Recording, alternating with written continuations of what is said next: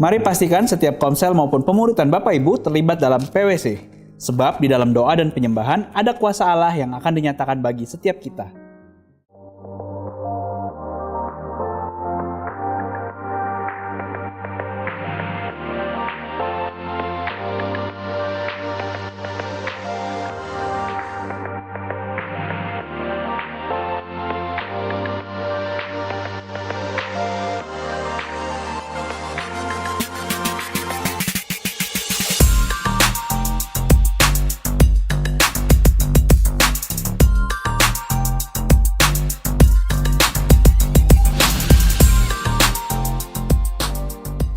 Bagi Anda yang membutuhkan doa dan konseling, dapat menghubungi kami di 0812 8878 9468.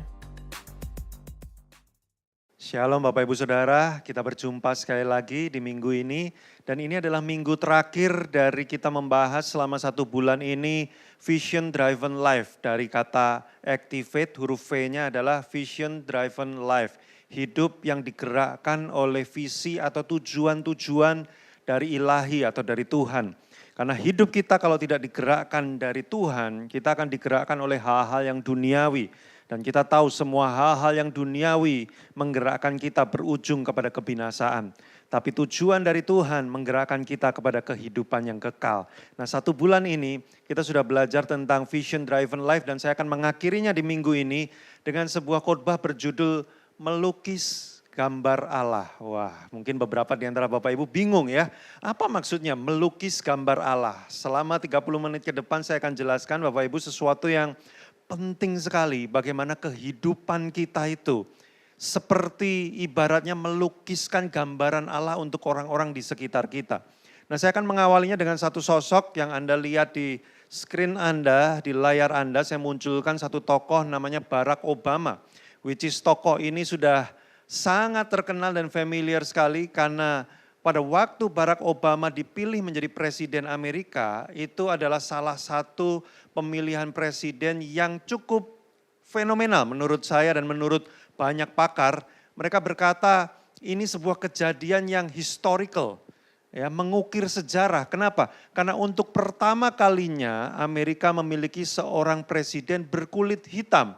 Which is kita tahu sekali bahwa di Amerika warna kulit terutama orang-orang berkulit hitam itu sampai detik ini masih menjadi sebuah isu sosial maupun juga isu politik yang sangat kental sekali. Maka ketika ada satu orang presiden berkulit hitam menjadi pemimpin atas negara yang cukup mempermasalahkan orang berkulit hitam, itu sebuah terobosan, itu sebuah breakthrough. Dan yang menarik adalah ketika upacara pelantikan perayaan ya selebrasi Barack Obama, lalu kemudian ada beberapa keluarga berkulit hitam yang juga turut menyaksikan acara itu. Lalu ada satu anak kecil dari keluarga berkulit hitam ini, dia ngomong sama mamanya begini, "Mah, aku nanti kalau besar, aku mau jadi presiden seperti dia." Lalu kemudian mamanya bilang, "Ya nak, kamu akan bisa melakukannya." Kenapa ibu ini berkata kepada anaknya kalimat, "Iya, kamu akan bisa melakukannya." Jika itu diucapkan sebelum Barack Obama terpilih menjadi presiden, di tahun-tahun sebelumnya dan di generasi-generasi sebelumnya, mungkin orang tuanya akan berkata kepada anaknya begini, "Ya mimpi itu bagus sih ya, tapi kayaknya susah deh ya kalau di Amerika ya, karena kulitmu warnanya hitam." Bapak Ibu Saudara, beberapa di antara kita pasti memahami cerita ini. Kenapa? Karena kalau kita belum pernah melihat ada orang yang bisa melakukannya, kita tidak percaya bahwa kita bisa melakukannya. Barack Obama menjadi sebuah gambar, menjadi sebuah representasi, menjadi sebuah image gambaran bahwa ada sesuatu yang bisa dilakukan yang sebelumnya tidak pernah bisa dilakukan. Barack Obama menjadi sebuah gambaran optimisme bahwa orang berkulit hitam ternyata bisa menjadi presiden di Amerika. Nah, kenapa saya membuka dengan cerita tentang Barack Obama ini? Karena kenapa Yesus turun ke bumi, turun ke dunia? Salah satunya karena dia merepresentasikan gambaran Bapa, gambaran Allah di surga. Dia menjadi sebuah gambaran dari Tuhan Allah yang mungkin sampai hari ini kita tidak pernah bisa lihat sosoknya seperti apa. Tapi Yesus sengaja menjadi manusia dan dia adalah manusia yang merepresentasikan dari Bapa itu sendiri. Kita baca ayatnya di Ibrani 1 ayat yang ketiga. Dikatakan di dalam Ibrani 1 ayat yang ketiga bunyinya begini. Ia ini adalah Yesus. Yesus adalah cahaya kemuliaan Allah. Ingat-ingat kata cahaya. Karena nanti akan saya bahas tentang terang dan cahaya. Yesus adalah cahaya kemuliaan Allah dan gambar wujud Allah. Dan menopang segala yang ada dengan firman-Nya yang penuh kekuasaan. Ayat ini menunjukkan dengan jelas bahwa Yesus adalah gambar dari Allah. Makanya waktu murid-muridnya bertanya kepada Yesus, Bapak itu kayak apa sih Yesus? Tunjukkanlah Bapak itu kepada kami. Kami pengen lihat kayak apa yang kamu ceritakan. Bahwa Bapak itu mengasihi, bahwa Bapak itu menerima semua orang. Bahwa Bapak itu siap memberikan apapun demi menyelamatkan kita. Kayak apa Bapak itu? Wah, kita baca ayatnya ya. Di Yohanes 14 ayat 9. Kata Yesus kepadanya, jadi setelah muridnya bertanya ya, kayak apa Bapak? Tunjukkan Tuhan itu seperti apa? Tunjukkan Allah Bapak itu seperti apa? Ayat 9 dari Yohanes 14, kata Yesus kepadanya, telah sekian lama aku bersama-sama kamu Filipus, namun engkau tidak mengenal aku? Barang siapa telah melihat aku, ia telah melihat Bapa. Kenapa? Karena Yesus itu gambar dari Bapa. Yesus itu representasi dari Bapa. Jadi orang kalau lihat Yesus, dia melihat Bapa. Kalau dia lihat, pengen tahu karakter Bapa itu seperti apa, lihat aja karakternya Yesus. Kalau pengen tahu Bapa itu mengasihi sebesar apa kepada manusia, lihat aja kasihnya Yesus kepada manusia. Nah ini dia maksudnya. Barang siapa telah melihat aku, ia telah melihat Bapa. Bagaimana engkau berkata, tunjukkanlah Bapa itu kepada kami. Saudaraku, Yesus dengan sengaja hadir di muka bumi ini untuk menunjukkan kepada kita sebuah gambaran. Bukan cuma gambaran Bapa saja, tapi juga gambaran bagaimana hidup di dalam kerajaan Bapa itu. Bagaimana hidup di dalam kerajaan Allah itu. Makanya saya mau katakan Bapak Ibu Saudara, kita tidak akan pernah bisa melakukan atau menjadi sesuatu yang kita tidak pernah lihat sebelumnya. Kita bingung bagaimana sih mengasihi orang, bagaimana sih kita mesti mengasihi orang yang bandel banget. Ya. Mungkin para PKS, pemurid-pemurid udah stres ya ngurusin jiwa-jiwa di Komsel ya. Dan kita mulai bertanya, bagaimana mungkin aku bisa mengasihi orang-orang ini? Lihat Yesus. Ya. Dia disalibkan oleh orang yang dia kasihi. Orang yang dia mau selamatkan, itu yang menyalibkan dia. Tapi dia berkata begini di atas kayu salib, ampunilah mereka, karena mereka tidak tahu apa yang mereka perbuat. Kita lihat gambar itu, kita jadi ngerti, oh kayak gitu caranya. Coba kalau Yesus tidak lakukan seperti itu, kita gak punya gambaran yang namanya kasih itu seperti apa. Yang namanya ngampunin itu kayak apa. Pernikahan, kalau engkau tidak punya gambaran tentang Yesus, tentang Bapa, tentang kasih Tuhan, engkau akan kesulitan mengasihi pasanganmu. Gimana caranya aku ngampunin? Ya, jangankan selingkuh. Wah, kalau selingkuh kan kasusnya berat gitu ya. Dia naruh baju kotor, udah saya kasih tempatnya di sini, udah puluhan sampai ratusan kali saya kasih tahu di sini, tempatnya di sini. Bapak Ibu kebetulan ya, saya baru mengadopsi anak anjing nih. Ya, baru aja waktu saya khotbah ini baru 9 hari. 9 hari pertama saya penuh dengan penderitaan saudara. Kenapa? Ngajarin pup sama pi. Ya. Ada underpad saya kasih lihat di depan anak anjingnya. Pup di sini. Pup di sini. Wah saya mungkin udah 9 hari ini udah gak tahu mencapai 100 kali ya saya sama istri saya. Pup di sini. Pup di sini, tetap aja pupnya masih meleset saudara. Ya kan? Mungkin pasanganmu, ya bukan kayak anak anjing sih ya. Tapi udah dikasih tahu ratusan kali, baju kotor taruh sini. Baju kotor taruh sini. Tapi meleset lagi, ya kan? Jangankan selingkuh, kayak gituan aja. Kita ngampunin susah kan? Tanda kita susah ngampunin apa? Kalau ketemu orang lain kita cerita-ceritain. Tahu nggak suami gua itu nggak bisa bedain ya. Keranjang untuk baju kotor sama baju bersih nggak bisa bedain. Dia meleset terus, kita ceritain terus, tanda kita belum mengampuni. Ya kan? Susah, tapi kalau kita lihat Yesus, kita lihat Allah Bapa. Bangsa Israel itu bandelnya kurang apa sih? Udahlah bandelnya udah luar biasa dari generasi ke generasi, udah ditolong, udah dibenerin, nggak tobat-tobat, bikin kesalahan terus. Tapi Tuhan bilang begini, aku tetap sayang. Nanti di akhir zaman aku sisihkan juga ada orang Israel yang khusus diselamatkan. Gila nggak saudara? Kita melihat gambaran itu dari siapa? Dari Yesus. Nah kalau kita nggak lihat Yesus, kita nggak akan bisa lakukan. Engkau tidak bisa melakukan sesuatu atau tidak bisa menjadi seseorang yang engkau tidak pernah lihat. Anak kecil tadi berkata begini, aku suatu hari akan menjadi presiden. Kenapa dia bisa bilang begitu? Karena ada gambar di depan mata dia yang memperlihatkan orang kulit hitam bisa menjadi presiden di Amerika. Kita bisa berkata, aku mau mengasihi pasanganku sampai maut memisahkan. Kenapa? Karena kita lihat gambar Yesus mengasihi sampai tetes darah terakhir, kematian. Kita lihat gambar itu, makanya kita berasa bisa, yakin. Karena ada orang yang pernah melakukannya. Dan gambar itu adalah Yesus, dan Yesus adalah gambaran dari Bapa. Nah sekarang tugas kita Bapak Ibu Saudara, kita harus menjadi gambar dari Yesus. Bukankah mimpi orang Kristen di seluruh dunia adalah menjadi serupa Kristus?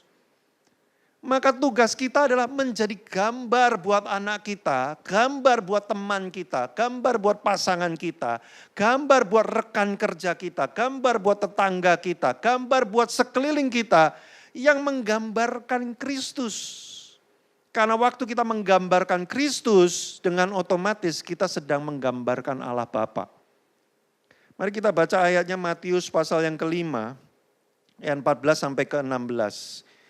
Ingat, tadi Kristus adalah cahaya kemuliaan ya ayatnya tadi ya. Nah sekarang Matius 5. Kamu adalah terang, kamu adalah cahaya. Sama kan, serupa dengan Kristus kan. Kamu adalah terang dunia, kota yang terletak di atas gunung tidak mungkin tersembunyi lagi, kelihatan. Lagi pula orang tidak menyalakan pelita lalu meletakkannya di bawah gantang, melainkan ditaruh di atas kaki Dian sehingga menerangi semua orang di dalam rumah itu. Bapak Ibu Saudara, tugas cahaya atau terang itu apa sih? Memperlihatkan. Tadinya semuanya gelap, gak kelihatan apa-apa. Bapak Ibu Saudara, tahukah engkau bahwa dunia hari-hari ini sedang gelap? Kita ini gak pernah lihat lagi yang namanya persahabatan teman sejati itu kayak apa sih. Saya barusan saja lihat story di Instagram ya. Ada orang pasang di story-nya, lalu kemudian video singkat orang itu bilang begini. Saya udah gak tahu lagi yang bedanya teman sama musuh itu apa. Karena sekarang semua teman-teman saya kadang-kadang mengkhianati saya, terus kadang-kadang orang yang saya anggap musuh nolongin saya. Saya tuh udah bingung sekarang, yang namanya teman itu yang mana sih? Saudara, dunia gelap. Yang namanya pertemanan sejati itu apa? Yang namanya cinta itu apa? Karena pernikahan semuanya pada cerai-ceraian sekarang. Ya, tokoh-tokoh yang kita kagumi, cerai juga. Dunia gelap, kita nggak bisa lihat mana yang benar, mana yang salah. Karena tidak ada gambar pernikahan yang sejati seperti apa rupanya. Enggak ada gambar parenting orang tua yang mengasihi benar itu kayak apa. Enggak ada gambar yang namanya pemimpin yang melayani itu seperti apa. Gelap semuanya. Tugas kita menjadi terang, cahaya untuk ngasih lihat ini loh gambarnya. Saudaraku, itulah panggilan kita. Menjadi cahaya kemuliaan dari Kristus itu sendiri. Makanya 1 Yohanes 4 ayat 12 sampai 13 mengatakan, tidak ada seorang pun yang pernah melihat Allah. Jika kita saling mengasihi, Allah tetap di dalam kita dan kasih-Nya sempurna di dalam kita. Saya terjemahkan ayat ini, kurang lebih bunyinya seperti ini dalam bahasa yang lebih mudah. Orang tuh gelap tentang Tuhan, nggak tahu Tuhan tuh kayak apa. Gelap, nggak kelihatan Tuhan tuh kayak apa. Tapi jikalau kita saling mengasihi, seperti lampu menyala jreng, tiba-tiba kelihatan gambar Tuhan tuh kayak apa. Lihatnya dari siapa? Dari Anda, Bapak Ibu Saudara.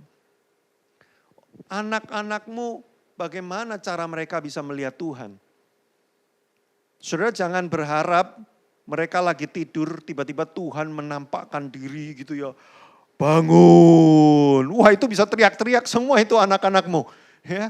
Mungkin ada yang kayak gitu ya, tapi jumlahnya sedikit sekali. Bagaimana cara anak-anakmu melihat Tuhan? Lewat engkau gambar Allah. Pertanyaannya anakmu melihat gambar apa ketika berjumpa dengan engkau? Hei orang tua. Hei bapak-bapak. Waktu anakmu berjumpa dengan engkau, hei bapak-bapak. Apakah mereka melihat gambaran Bapa di surga? Atau mereka melihat gambaran bapak pendusta? Ya. Nih suami-suami, istri-istri. Apa gambar yang muncul dari hidupmu? Saudaraku hari-hari ini jujur saja. Di Instagram saya sering bikin survei, saya sering bikin sesi curhat. Dan di dalam survei sesi curhat itu saya selalu menerima banyak sekali message masuk ke dalam DM saya. Cerita orang curhat hari ketika saya berkhotbah ini, seminggu yang lalu, saya membuat sebuah survei. Siapa orang yang paling sering atau paling besar, paling banyak melukai kamu? Saya tanya, siapa orang yang paling banyak memberikan luka bagi kamu? Sekitar 500 orang yang sudah menjawab. Dan jawaban tertingginya Bapak Ibu coba tebak apa? Orang tua, jawaban tertingginya. Bapak Ibu Saudara. Makanya kalau kita doa Bapa kami itu kan Yesus ngajarinya gini, Bapa kami yang ada di surga. Doanya gitu. Kenapa? Karena kadang-kadang Bapa kami yang ada di dunia tidak menggambarkan Bapa kami yang ada di surga. Jadi kalau doanya cuman Bapa kami gitu doang, nggak ditambahi yang ada di surga, nanti orang bisa berhenti berdoa. Karena dia lihat bapaknya yang di dunia kok kayak begini gambarannya. Saudaraku, nomor 1 orang tua. Dan saya sengaja munculkan di slide beberapa curhatan mereka Bapak Ibu. Ini real, ini saya nggak bikin-bikin. Dan jumlahnya yang masuk ratusan, saya nggak bisa masukin semua. Kalau saya masukin semua, saudara akan mengerikan sekali. Saya pernah bikin survei apa trauma terbesar dalam hidupmu, itu yang masuk ratusan jawaban. Dan itu ngeri-ngeri sekali saudara. Saya cuplik beberapa di screen Anda ya. Saya beri waktu saudara untuk baca sambil saya bacakan beberapa ya. Yang tengah saudara lihat, trauma dimarahin Kak, dulu sama bapak sering dimarahin sambil dipukulin. Saudara, dimarahin sambil dipukulin. Saya ngebayanginnya aja udah ngeri banget. Sebelah kanan saudara lihat, dipukul, dimaki, dipermalukan bapak sendiri, juga dilecehkan sama saudara sendiri. Saudara. Next berikutnya saudara lihat di bagian yang sebelah kiri, pernah dilecehkan jadi was-was banget kalau deket sama cowok. Cowok-cowok, banyak banget loh DM yang masuk kepada saya dari wanita-wanita. Mereka trauma dengan pria. Pria itu katanya gambaran cahaya kemuliaan Allah. Loh ada ayatnya loh itu. Pria itu gambaran cahaya kemuliaan Allah juga kayak Kristus. Tapi wanita-wanita lihat pria zaman sekarang, gambaran apa itu? Wah mengerikan sekali saudara. Lihat yang tengah, trauma sama yang namanya konseling. Karena habis curhat pernah dibocorin, disindir, digosipin lagi. Konselor-konselor, ya pemimpin-pemimpin yang suka nerima konseling, gambar apa yang kau tunjukkan kepada orang-orang ini. Sebelah kanan, trauma kalau chat nggak dibales. Nah, ya, WhatsApp ngechat nggak dibales. Trauma loh saudara rupanya ya. Makanya pemimpin-pemimpin kalau ada chat tolong dibales ya. Kalau pemimpinmu ngechat saudara juga tolong dibalas, itu nanti pemimpinmu PKS-mu bisa trauma juga ya. Gara-gara waktu kecil, nah ini penyebabnya.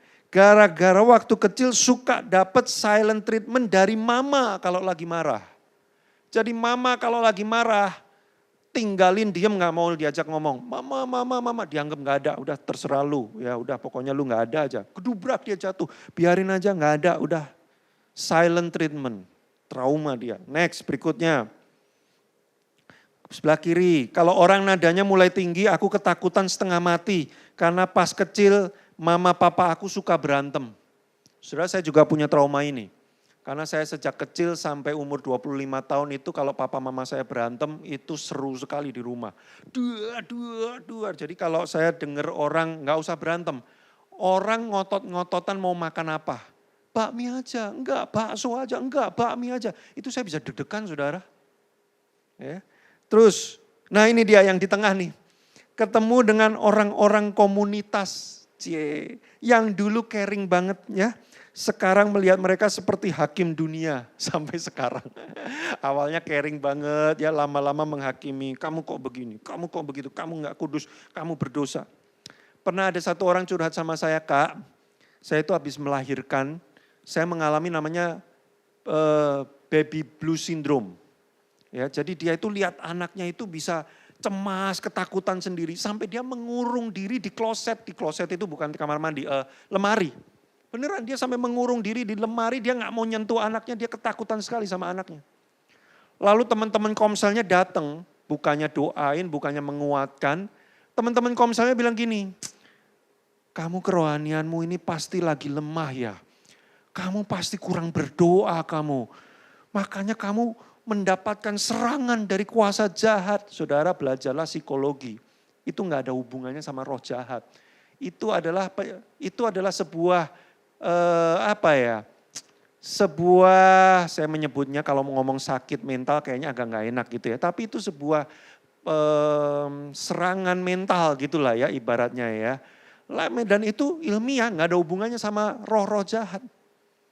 Orang ini kepahitan setengah mati saudara dengan komselnya, nggak mau ke komsel lagi gara-gara apa? Bukannya didoain, saya malah dihakimi.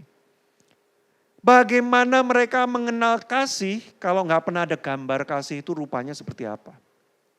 Terus lanjut nextnya slide. Ya, yang tengah. Ngelihat orang tua bertengkar dan pukul-pukulan di depan mataku saat aku masih SD, saudara. Makanya orang tua itu nomor 1 tadi kan. Hei orang tua ya. Nah ini yang kanan, perceraian orang tua. Dua-duanya lepas tangan gak mau ngurus anak padahal waktu itu masih kecil. Sekarang saya jadi takut menikah. Next slide. Ya, ini saya cuma munculkan beberapa dari ratusan. Bayangkan saudara, setiap kali saya bikin sesi curhat, ratusan cerita kayak gini masuk. Ya. Sebelah kiri, nah ini, pelecehan seksual pas SD, ngadu ke bokap, malah dibilang itu cuma bercanda. Akhirnya jadi racun seumur hidup. Dilecehkan secara seksual, dia ngadu ke papanya, papa, aku diginiin. Itu cuma bercanda, kamu mah gak usah berlebihan. Saudara, bagaimana kita bisa melihat sebuah gambaran kasih, kalau kita orang tua gak pernah melukis gambar Allah lewat hidup kita. Terus kita ngomong sama penatua, Kak, anakku ini ya, aku pengen loh anakku ini bisa kenal Tuhan Yesus. Bisa gak Abakits itu dibikin gimana gitu loh yang canggih gitu loh. Abakits itu ada virtual reality-nya, jreng, gambar Tuhan apa segala macam. Gak butuh virtual reality. Mereka butuhnya orang tua yang real menjadi gambaran dari Bapa di surga. Ngapain cari-cari virtual reality? Di rumah itu gambarnya di rumah. Jangan minta guru Abakits masalahnya udah banyak. Mau makan apa besok, kerjaan, mereka ini volunteer loh, bukan full timer ya. Jadi tolong jangan diteror terus guru-guru Abakits ini. Anakku kenapa begini? Kok enggak doa-doa? Lah Anda doa enggak di rumah? Anakku kenapa ya? Kok bantah-bantah terus? Nah Anda juga suka berbantah-bantah enggak pasangan suami istri di depan mereka? Gambar apa yang Anda munculkan Bapak Ibu Saudara? Banyak orang mengeluh, suami saya itu kenapa kayak gini? Nah Anda gambarnya apa? Banyak suami menjadi antipati dengan istrinya karena istrinya memunculkan gambaran mak lampir. Ya, bukan gambaran Kristus, gambar mak lampir yang mengerikan, controlling, memantrai setiap hari. Kamu nggak nurut, kamu harus ikut aku. Ya, lagu Abakis diganti di rumah. Mama berkuasa, bumi bersuka, gitu lagunya. Ya, tadinya Tuhan berkuasa, jadi Mama berkuasa. Wah, mengerikan saudara. Ya. Papa suami-suami juga mengeluh, istri saya kenapa gini. Waduh, saya dikudeta, saya nggak dianggap sebagai pria di rumah. Nah, gambar apa yang kau munculkan suami-suami? Kalau suami-suami memunculkan gambar cupat kai, kerjanya tidur males. Ya pantesan wanita-wanita, istri-istri mengambil alih, mendominasi. Jadi ini kembali lagi, gambar apa yang muncul, itu menentukan. Orang itu, nah ini saudara, saya berikan statement ini, habis ini saya tutup. Orang itu tidak peduli dengan apa atau siapa yang kamu percayai. Saya ulangi, orang gak peduli kamu mau percaya Tuhan Yesus, kamu mau percaya Sun Gokong, kamu mau percaya Patih Majapahit, apa segala macam, orang gak peduli. Orang cuman peduli dengan apa yang kamu lakukan kepadanya. Saya ini percaya Yesus loh. Tapi gambar yang kau munculkan enggak Yesus. Orang enggak peduli engkau percaya siapa. Orang cuma peduli apa yang kau lakukan kepada dia. Kalau kamu percaya Sun Gokong tapi engkau mengasihi aku, enggak apa-apa, aku ikut percaya deh sama Sun Gokong. Kayak gitu dunia saudara. Jadi jangan teriak-teriak pakai ayat, pakai Alkitab, pakai bahasa-bahasa rohani, slogan-slogan rohani, tapi gambar yang kau munculkan dari hidupmu bukan gambaran Kristus. Mau sampai berbusa engkau bilang, aku ini anak Allah. Pret, they don't care.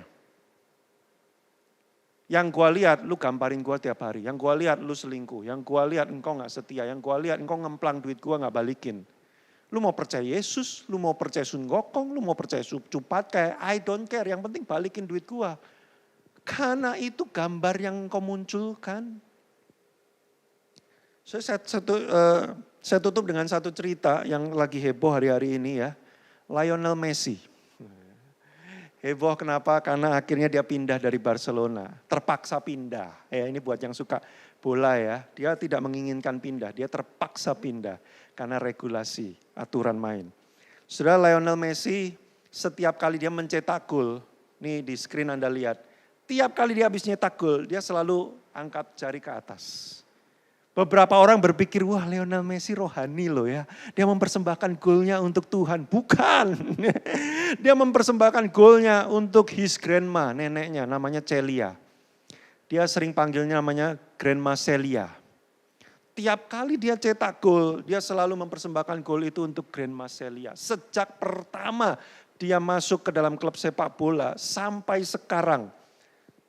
Sudah 900 sekian permainan dia lakukan, pertandingan 900 sekian, dia mencetak 80% dari angka penampilannya. Saudaraku, semuanya dari gol-gol itu, 700 sekian gol, dipersembahkan untuk Grandma Celia. Kenapa kok bisa begitu? Jadi ceritanya waktu kecil, jadi Grandma Celia ini meninggal waktu Lionel Messi umur 11 tahun. Jadi masih kecil sekali. Tapi waktu Messi lebih kecil lagi, jadi Grandma ini ngelihat Messi ini udah seneng banget sepak bola. Dan Grandma Celia selalu ngomong, kamu pesepak bola yang hebat. Kamu pasti jadi pesepak bola handal. Orang tuanya Messi aja nggak sampai segitunya, tapi Grandma Celia ini terus memastikan dan ngomong sama semua orang di sekitarnya ngomong begini, anak ini pasti jadi superstar, anak ini pasti jadi jagoan main sepak bola. Lalu satu ketika dokter mendiagnosa bahwa Lionel Messi defisit sebuah hormon tertentu yang membuat perkembangan tubuhnya nggak bisa tambah lagi. Dan dia akan tetap jadi orang yang kecil postur tubuhnya. Nah ketika berita itu mulai masuk, semua klub di kotanya nggak mau terima Lionel Messi lagi. Mereka bilang begini, pemain sekecil ini ya ditabrak langsung jatuh lah. Udahlah ini posturnya nggak bisa untuk main sepak bola. Sampai Messi ditolak di mana-mana. Tapi Grandma Celia bilang begini, nggak apa-apa, main terus sepak bola, kita akan carikan klub untuk kamu. Jadi Grand Maselia percaya walaupun sudah dapat kabar dan vonis bahwa Messi tidak akan bertumbuh besar lagi badannya dan gak bisa main sepak bola. Tapi Grand Maselia tetap ngomong begini, kamu akan jadi pemain sepak bola jagoan. Ayo terus latihan. Lalu satu ketika Grand Maselia mengajak keliling ke klub-klub dan dia ditolak semua, gak ada yang mau terima. Lalu Grand Maselia ngomong sama Messi begini, Messi, kita cari klub yang paling hancur aja di kota ini. Loh, kenapa? Kok kita cari klub yang paling jelek? Ya, kita cari klub sepak bola yang paling jelek, lalu kita ngelamar kamu untuk masuk ke sana. Loh kok gitu Grandma? Lalu Grandma ngomong begini, karena klub yang paling jelek, paling membutuhkan pemain terbaik. Nggak mungkin ditolak kalau ada pemain terbaik. Gila nggak saudara Grand Maselia ini? Singkat cerita, akhirnya si Messi ini diterima oleh Barcelona, dibiayai untuk semua urusan medisnya, dan Barcelona entah apa yang ada di pikiran pemimpinnya waktu itu, invest kepada Messi. Dan kita melihat sekarang salah satu pemain paling hebat, sepak bola terhebat sepanjang masa. Salah satunya Lionel Messi. Saudaraku, apa maksud dari cerita ini? Yang saya coba sampaikan kepada Bapak Ibu Saudara adalah begini. Tidak akan ada Lionel Messi sekarang yang sanggup bermain sejenius itu dan sehebat itu. Kalau dia tidak pernah melihat gambar optimisme dari Grand Maselia. Grand Maselia melukis optimisme lewat hidupnya. Dan the little Messi, Messi kecil itu melihat terus gambar optimisme itu. Walaupun sekelilingnya berkata nggak bisa jadi pemain sepak bola, kamu payah apa segala macam. Tapi tiap dia lihat Grand Maselia, dia lihat bisa. Itu gambar yang dia lihat lewat neneknya. Makanya tiap kali dia nyetak gol dia ingat, wih karena Grand Maselia aku bisa mencetak gol ini. Maka pertanyaan kita hari ini loh, anakmu lihat gambar apa dari engkau? Pasanganmu lihat gambar apa dari engkau? PKS, orang-orang di Komselmu lihat gambar apa dari engkau? Hei anggota-anggota Komsel, PKSmu lihat gambar apa dari engkau? Apakah kita semua melukis gambar Allah dari hidup kita?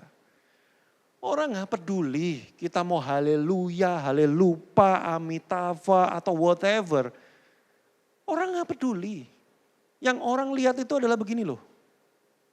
Kamu lakukan apa? Gambar apa yang kamu munculkan? Aku akan lihat gambar itu. Kalau gambar itu seperti cahaya yang menerangi duniaku yang gelap, aku ikut engkau. Tapi kalau gambaranmu membuat duniaku menjadi lebih kelam, mau haleluya sekalipun, aku akan tinggalkan engkau. Saudara, Yesus adalah cahaya kemuliaan Allah. Dan kita dikatakan terang dunia, serupa seperti Kristus. Saatnya kita hidup menjadi gambar dan rupa Allah. Berikan saya waktu 2 menit terakhir. Saya 2 tahun terakhir ini merenung hidup saya, saudara. Saya bisa nulis banyak kata-kata bagus. 43 buku saya sudah bikin. Setiap hari saya posting di Instagram. Sampai hari ini sudah 1.700 postingan selama 3 tahun, 4 tahun terakhir sudah. Setiap hari, hampir setiap hari saya posting.